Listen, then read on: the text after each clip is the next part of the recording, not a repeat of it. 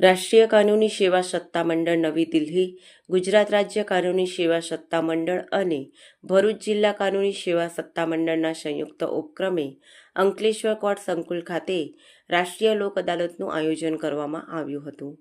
આ લોક અદાલતમાં મોટર અકસ્માત વર્તનના કેસો, સમાધાનલાયક ક્રિમિનલ કેસો, દીવાની દાવાઓ, ફોજદારી કેસો તેમજ મેટ્રિમોનિયલ કેસો સાથે ડીજીવીસીએલ અને બીએસએનએલ તેમજ બેંકો સહિતના વિવિધ કેસો મળી કુલ 8,000થી વધુ કેસો મૂકવામાં આવ્યા હતા. કોર્ટ સંકુલમાં લોક અદાલતનો લાભ લેવા માટે ભારે ઘસારો જોવા મળ્યો હતો.